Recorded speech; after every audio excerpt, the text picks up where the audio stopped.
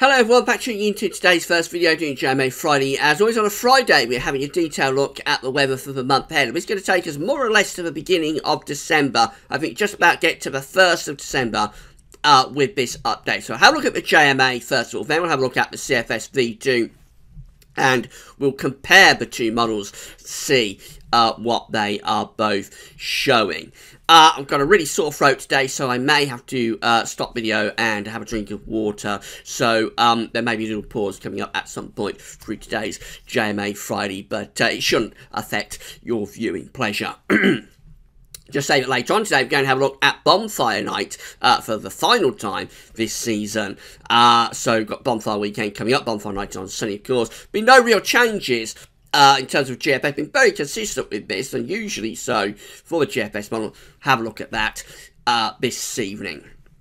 So let's get on with JMA Friday, and we'll begin with the 500 millibar height anomaly flow chart from the Northern Hemisphere of the North Pole view down. Got the North Pole up here, and the mid-latitudes of the North Pole are around the edges. The British Isles is just there. Blue is extrapolating to low pressure, and yellow, red and orange extrapolating to high pressure. We've got area below average heights in the first week. This is week 1, 3rd through to the 10th of November. Below average heights to the north of the UK and extending through the UK, with above average heights in the middle of the Atlantic and over Scandinavia. This places us on the cool side of the jet stream, doing something like that. So it looks cool and unsettled for the week ahead.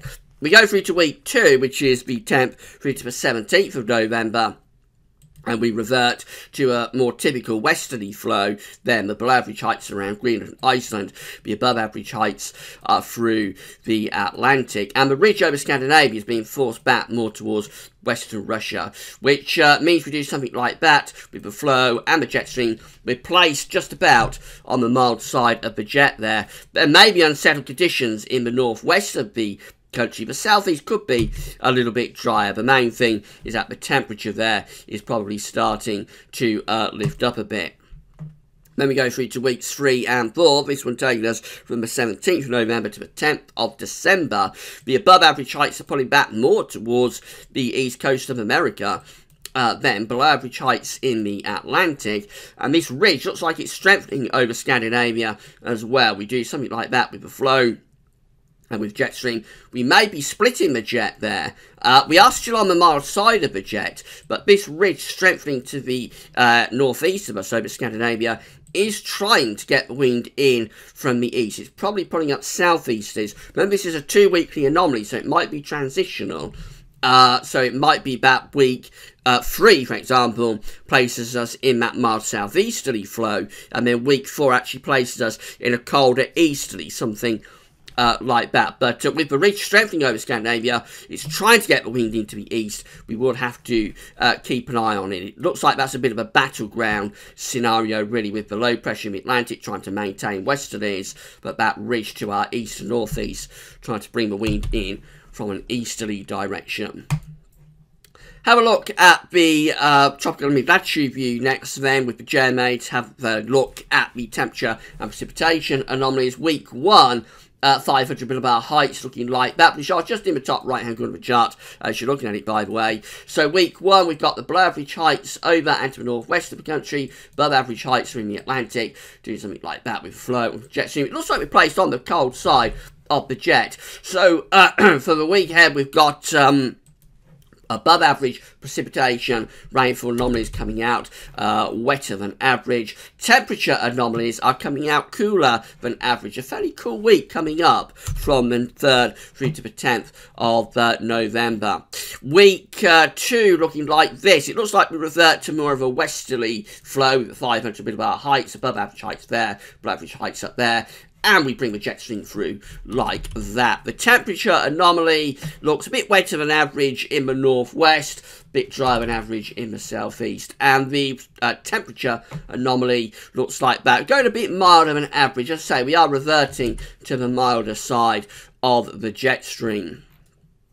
And then finally, we've got the weeks 3 and 4, 500 millibar height anomaly with the below average heights out there, the above average heights to the northeast. So that's trying to bring the winds in from an easterly direction like that. It's also trying to give us westerly winds with the low pressure like that. So it does look like it's a bit of a battleground type situation. We're still on the mild side of the jet stream, however, above average temperatures from the 17th of November 1st of December, weeks 3 and 4, and the precipitation anomaly is coming out been on the wetter than average side, especially so for the north and west. So the JMA seems to be going for a relatively mild but quite unsettled November, but the pressure patterns of 500 millibar height anomalies are quite interesting.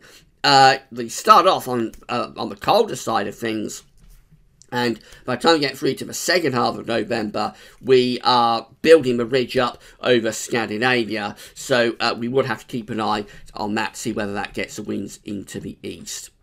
CFS V2 next, and we're going to have a look at 500 bar heights again, broken down into week periods. The first week period will take us from the 3rd through to the 9th of November. Looks unsettled, below average heights, low pressure to the north and through the UK, above average heights pulling out into the Atlantic. Very good agreement between the JMA and the CFS that we placed on the cool side of the jet stream here in the 500 millibar flow. So it's cool and unsettled for the early part of November. We go through to week 2. This is the 10th to the 16th of November, and again it is looking quite unsettled here. We've got the below average heights over the UK and extending down into Western Europe. Above average heights are in the middle of the Atlantic. The difference with the JMA is that you'll remember it's reverting us more to the milder side of the jet stream. This is still placing us on the cool side of the jet stream here. So cool and unsettled, continuing the CFS up to the middle part of November. Then we go through to week 3, which is the 17th to the 23rd of November. We have above average heights building to the north and the northeast. And then nothing else really going on. So it looks like what's happening here is that the below average heights are weakening and probably centering more towards the south. And this area of above average heights, it's a big area of above average heights, is trying to take over the pattern. Now this is probably getting the wind in towards a southerly southeasterly direction. So this could be quite a mild week, but it is a change in the weather pattern. And then look what happens as we go through to week 4, which is the 24th through to the 30th of November. This hints at a cold end to November with above average heights, high pressure around Greenland and extending up to the north, below average heights across central and southern parts of Europe, and that pulls the winds into the northeast rather like that, and that would be a cold end to November, and there would certainly be the potential for wintry weather with that. Possibly some November snow wouldn't be ruled out in that kind of a scenario. Just quickly racing through the temperature precipitation anomalies from the CFS V2. So week 1, 3rd to the 9th, coming out cooler than average. Also, going to have quite a coolish start to November, first week to 10 days anyway. Week 2, the 10th to the 16th of November, still more or less hinting at being a little bit on the cooler than average side. If anything, it's closer to average, but does still hint at being on the cooler than average side. Then week 3, as the wind's reverting to more of a southerly southeasterly, it goes milder than average. But remember, that's associated with a change in the weather pattern as high pressure is beginning to build up over Scandinavia. And then we finish up at week 4 with the blocking feature close to Greenland and the low pressure to our south. That's pulling in cold air from the east or the northeast. And so it's another cold and average week there from the 24th to the 30th of November. Cold and average for many parts of Europe as well. Finally, precipitation anomalies in the week ahead. We're coming out dry than average for Scotland, nearer normal elsewhere. Week 2 is coming out close to average, possibly hinting at being a little bit on the wetter side, especially so for southern parts of the country, so a little bit wetter in the south and across central parts of Europe. Week 2, 10th, 16th of November. Week 3 is very close to average. I expect that might be a bit drier than average that week as the wind is swinging into the south and the southeast. And then week 4, so Scotland and Northern Ireland are coming out drier than average then, from the 24th to the 30th of November. England and Wales coming out closer to average. Remember, what's happening there is that we've got high pressure up here to our northwest and low pressure down to our south, which is pulling in the wind from an east or a northeasterly direction. It would be cold, and precipitation would generally be drier, would be below average, because when it's cold, it typically is dry. But any precipitation that does fall could be wintry in nature, and that would be perhaps most likely down in the south and the southeast. So the CFS is going seemingly for quite a coolish end to, or even cold end to November. Now, the JMA isn't really in agreement with that. Two models are quite split, actually. They start off very similar for the week ahead, which is fairly cool.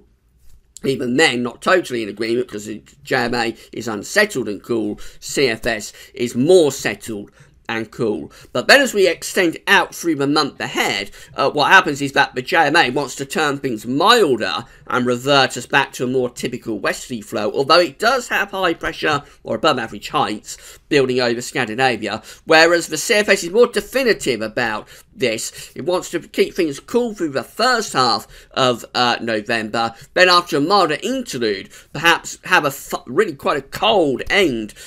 We can use the word cold rather than cool. It's a cold end that the CFS is going for there in the final week of November. It would be cold enough with the wind from the east or the northeast for something wintry to be happening, maybe a little bit of snow in places. But JMA doesn't go that far, but it is seeing the building pressure over Scandinavia. So all in all, I think we'll be in for quite an interesting November here.